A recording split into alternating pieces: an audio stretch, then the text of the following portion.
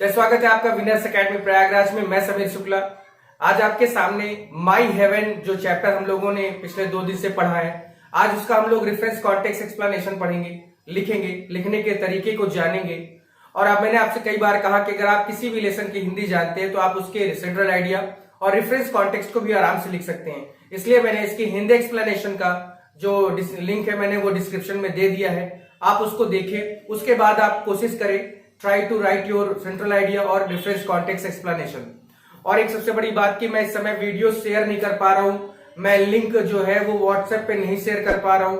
इस वजह से मेरे बच्चे बहुत थोड़ा सा परेशान हो जाते हैं, लेकिन फिर भी परेशान मत होइए। आपका ये चैनल जो 4000 वॉचिंग आवर रिक्वायर्ड होता है वो पूरा कर चुका है, और सिर्फ आपके प्यार की वजह से, आपके इतने सपोर्ट की वजह से, प्लीज कीप सपोर्टिंग मी और I do anything what ever you want. क्योंकि कारवा चल चुका है तो ये कारवा अब रुक नहीं सकता। ये कारवा जब तक आपको सफलता नहीं दिला देगा तब तक ये कारवा रुक नहीं सकता। आपका प्यार, आपका बस सपोर्ट चाहिए, बाकी तो मैं कुछ भी कर जाऊंगा सिर्फ आपके लिए। तो प्लीज इसी तरह कीप सपोर्टिंग मी, सपोर्ट करते रहे। चैनल को लाइक करें, शेयर करें, सब्सक्राइब करें। आज हम लोग का जो माई हेवन चैप्टर है उसके केवल दो ही हमें एक्सप्लेनेशन पढ़ने हैं या लिखने हैं, तो उसी की बातें हम लोग करते हैं, समझते हैं। मैंने आपको ऑलरेडी इसके बारे में एक्सप्लेनेशन बताया था कि where the mind is without fear, है ना, ये, और the head is held high, ये वहीं से लेके लास्ट तक परफेक्शन तक है। हम लोग बात करेंगे आज इसके रेफरेंस की। तो भैया रेफरेंस तो हम लोग का 2.5 नंबर फिक्स ही कर देता है। फिक्स कैसे करता है? क्योंकि हम लोग को पता है हम लोग लिखेंगे क्या। तो अगर लिखते हैं कि this stanza has been taken, उसके बाद फ्रॉम। अगर आप स्टैंजा लिखते हैं तो हैज बीन, और लाइंस लिखते हैं तो हैव बीन। टेकन फ्रॉम किस लेसन से लिया गया है? तो मैंने आपको बताया है कि आपको अगर अच्छा नंबर पाना है, चाहते हैं आपकी केवल राइटर वही चीज देखे जो आप दिखाना चाहते हैं एग्जामिनर, तो बस आप इसी तरह से ब्लैक पेन का यूज करें कि ब्लैक पेन से ही आप अपने लेसन का नाम लिखें, एंड करके रिटन बाई, और आप वो चीजें लिखें जो बहुत ज्यादा जरूरी, उसको आप हाईलाइट कर दें। तो रिटन बाई कौन है भैया? तो R.N. टैगोर है। अब ऐसा नहीं है कि अगर आप सिर्फ शॉर्ट में लिखते हैं तो आपको नंबर नहीं मिलेगा, कट जाएगा नंबर, ऐसा नहीं है। R.N. टैगोर का मतलब ही रविन्द्रनाथ टैगोर है। फिर अगर आपको बहुत ज्यादा डाउट है तो ऐसा मत सोचिए, आप किसी का भी शॉर्ट फॉर्म लिखते हैं तो वो हो सकता है, ऐसी बात नहीं है कि अगर हमने पूरा नहीं लिखा तो हमारा नंबर ना कट जाए, ऐसी कोई बात नहीं है, ठीक है, इसलिए परेशान ना हो। अब बात यहां पर है कि रविन्द्रनाथ टैगोर ने इस पोयम को कंपोज किया या लिखा। बहुत सारे लोग होते हैं कंपोज्ड बाय करते हैं, कोई दिक्कत नहीं, कंपोजिंग ही की गई है यहां पर। तो this stanza has been taken from my heaven and written by, and written, यहां पर बाई लिखना भूल गया हूं, ये देखिए यहां पर बाई, रिटन बाई किसके? रविन्द्रनाथ टैगोर, यानी रविन्द्रनाथ टैगोर के द्वारा ये लिखा गया है। और इनके बारे में थोड़ा सा एक शब्द और लिख सकते हैं कि रविन्द्रनाथ टैगोर के बारे में लिख सकते हैं a great Nobel prize winner, क्योंकि इन्होंने साहित्य के क्षेत्र में नोबेल प्राइज इन्हें मिला था। तो आप इस तरह से थोड़ा सा और बखान कर सकते हैं, लेकिन कोई फर्क नहीं पड़ता एग्जामिनर को कि आप कितना बखान कर रहे हैं। एग्जामिनर सिर्फ आपको 2 ही चीजें देखेगा कि हाँ भाई इसने लेसन का नाम सही लिखा और उस लेसन के जो पोएट है उसका सही नाम लिखा है कि नहीं लिखा। ये बस हम अपने एक सांत्वना देने के लिए, अपने आप को समझाए रखने के लिए इस चीज को लिखते हैं कि लो भैया हमने ये भी लिख दिया कि भाई ये नोबेल प्राइज पाए थे। अब इस 4 लाइन में क्या बताया गया था कि where the mind is without fear and the head is high, है ना, कि जो लोग हैं वो भय मुक्त हो, अपना आत्मसम्मान से वो जिए, ये सारी चीजें। तो यहाँ पर पोएट क्या कर रहा है कि भगवान से प्रार्थना ही तो कर रहा है, भगवान से अपील कर रहा है ना। इस पूरे माई हेवन चैप्टर में पोएट क्या कर रहा है? भगवान से अपील ही तो कर रहा है, भगवान से प्रार्थना ही तो कर रहा है कि मेरे देश को, या मेरे जो आइडल कंट्री है जिसका सपना देखता हूं, वो मेरा जो मेरा सपना है, जो मेरी आइडल कंट्री है, वो कौन सी कंट्री है, या वो किस देश को ऐसा अपना आइडल कंट्री बनाना चाहते हैं? तो इंडिया को। तो आप यहां पर कॉन्टेक्स्ट में सबसे अच्छी लाइन लिख सकते हैं कि इन दीज लाइन, यहां पर लिख सकते हैं कि इन these lines द पोएट, ठीक है, in these lines the poet makes an appeal, makes an appeal, appeal कर रहे हैं भगवान, जो रविन्द्रनाथ टैगोर वो अपील कर रहे हैं, किससे कर रहे हैं, तो appeal to God to make, बनाने के लिए, क्या बनाने के लिए, make his country great, make his country great, make his country great in all fields, in all field, यानी जो रविन्द्रनाथ टैगोर हैं वो भगवान से क्या अपील कर रहे हैं कि मेरा देश, मेरी जो कंट्री, मेरा भारत है वो हर क्षेत्र में क्या हो, महान बने। यही इस 4-5 लाइन 6 लाइन नहीं, पूरे के पूरे माई हेवन में यही तो रविन्द्रनाथ टैगोर चाहते हैं ना, कि वो इस चीज को बताएं या कहें, या भगवान से ये प्रार्थना कर रहे हैं, भगवान से बार बार अपील कर रहे हैं कि मेरा देश हर क्षेत्र में क्या हो, आगे बढ़े, उसके जैसा कोई देश ना हो, बाकी विश्व के देश मेरे आइडल कंट्री यानी इंडिया की तरह बनना चाहें। तो कुछ ऐसा यहाँ पर माहौल बताया गया। तो क्लियर हो गया, 2.5 आपके नंबर क्लियर हो गए। आपको कुछ ज्यादा सोचने विचारने या परेशान होने की जरूरत नहीं है। फिर से मैं कहता हूं, आपको अपने पॉइंट टू पॉइंट शब्द लिखने हैं, बहुत ज्यादा छोटा बड़े क्या चक्कर में मत पड़िए। 4 लाइन 6 लाइन में जो बताया कि भैया वही तो लिखोगे ना, कि कुछ और अलग से लेके आ जाओगे, इतिहास लिखना शुरू कर दोगे या गाना लिखना शुरू कर दोगे, बहुत प्यार करते हैं तुमको सनम नहीं जी पाएंगे मर जाएंगे, ऐसा तो नहीं कर सकते। यानी आपको 4-6 लाइन में जितना उसमें मांगा गया वही तो लिखोगे, उससे ज्यादा तो नहीं लिख सकते ना। तो इसीलिए परेशान मत होइए, क्योंकि बहुत सारे बच्चे मेरे से कहते हैं कि सर आपने कॉन्टेक्स्ट वो एक्सप्लेनेशन सर छोटा लिखा है। भैया मेरे इसमें बहुत बड़ी, आपका आप सामने ये बहुत बड़ा क्या है, ये पूरा व्हाइट बोर्ड बड़ा है। आपकी किताब इतनी बड़ी नहीं होगी, आपकी किताब तो इतनी बड़ी होगी ना, इतनी बड़ी होगी। अब उसमें आप आराम से फिर लिखने के तरीके भी क्या है कि लोग इधर से मोड़ते हैं, उधर से मोड़ते हैं, बीच में लाइन खिंचाते हैं, ऐसे ना आधी जगह खा लियो, अब कितना चाहते हो, है ना। तो आप आराम से 7-8-9 लाइन में लिख सकते हैं। अब आगे बात करते हैं हम लोग एक्सप्लेनेशन की, किसका एक्सप्लेनेशन क्या है। तो आते हैं इसका एक्सप्लेनेशन देखते हैं, शुरुआत किया जाए। देखिए इसका एक्सप्लेनेशन क्या है कि द पोएट विशेस, यहां पर पोएट इच्छा जाहिर करता है कि the people of his country, यानी ये हिज कंट्री क्या है, इंडिया की बात हो रही है, कि the people of his country यानी जो उसके भारत देश के जो लोग हैं, शुड बी होने चाहिए, फ्री एंड फियरलेस, स्वतंत्र और निर्भय या भय मुक्त। यानी पोएट रविन्द्रनाथ टैगोर यहां पर इच्छा प्रकट करते हैं कि उनके देश के जो लोग हैं वो कैसे हो, बिल्कुल पूरी तरह से स्वतंत्र हो और निडर हो, किसी से डर ना हो, किसी से कोई मतलब ना हो, कोई डर ना हो, लड़ाई झगड़ा ना हो। दे शुड, उन्हें लिव विद डिग्निटी, और उन्हें अपने सम्मान के साथ जीना चाहिए, या वो सम्मान से जी सके। डिग्निटी मीन्स होता है भैया सम्मान, डिग्निटी का मतलब होता है सम्मान, तो वो सम्मान से अपनी जिंदगी जिए।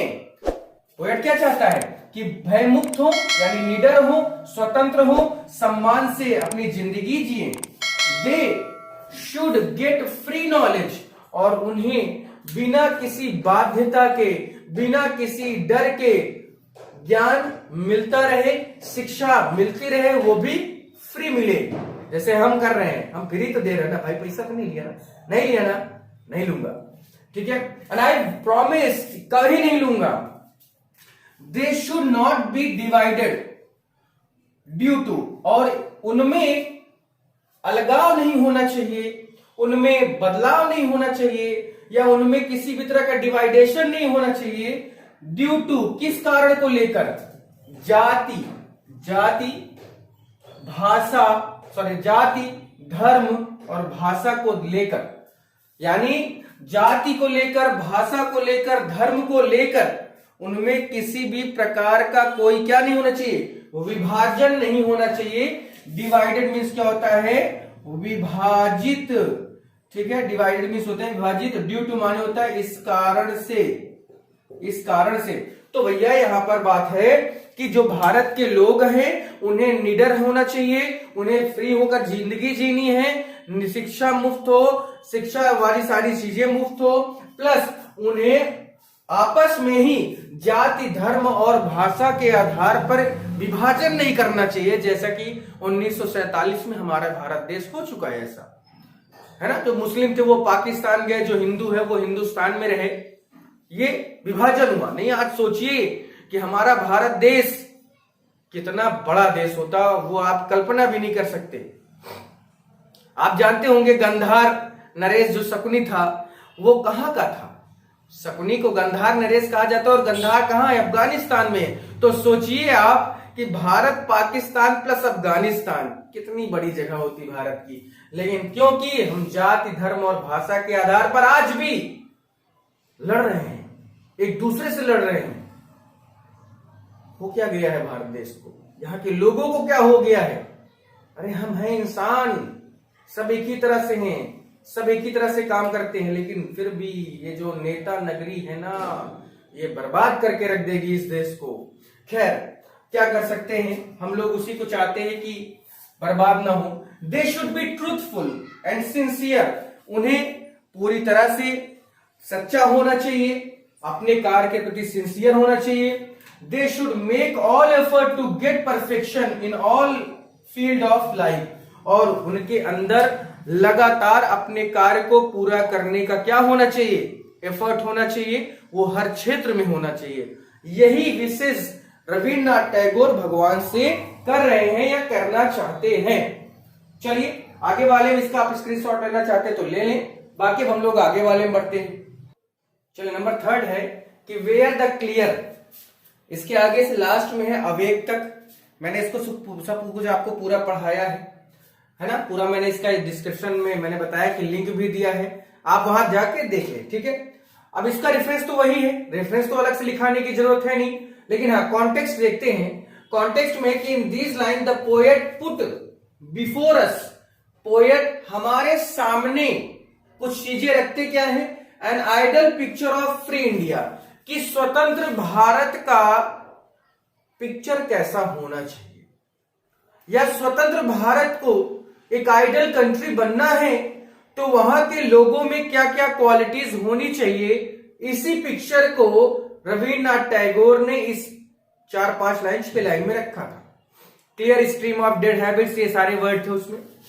अब इसका एक्सप्लेनेशन देखते हैं हम लोग कि the poet prays to God, भगवान से हमेशा ही प्रार्थना, वैसे पूरा इन्होंने प्रार्थना ही की थी इसमें, कि the poet prays to God that, भगवान से करते हैं प्रार्थना की his country should not be slave, slave means होता है गुलाम, कि उनकी country, his country should not be slave, उनकी कंट्री यानी जो भारत देश है, शुड नॉट बी स्लेव, गुलाम ना हो, टू यूजलेस हैबिट्स, बेकार आदतों का गुलाम उनका देश ना हो, या वहां के लोग, यहां पर उनके देश का मतलब उनके लोग, जो देश में रहने वाले लोग हैं उन्हीं को वो देश कह रहे हैं।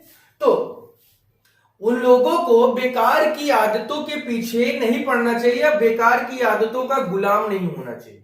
बेकार की आदतें यानी सुबह 10 बजे सो के उठना, कोई काम ना करना, बस जो होगा भगवान देखेगा, भगवान करेगा, भगवान की मर्जी। तो भैया भगवान भी तो यही चाहता है कि आप करो तब तो मैं आपका काम कुछ करूं। God help those who help themselves, है ना, भगवान भी उनकी मदद करता है जो खुद की मदद करते हैं भाई।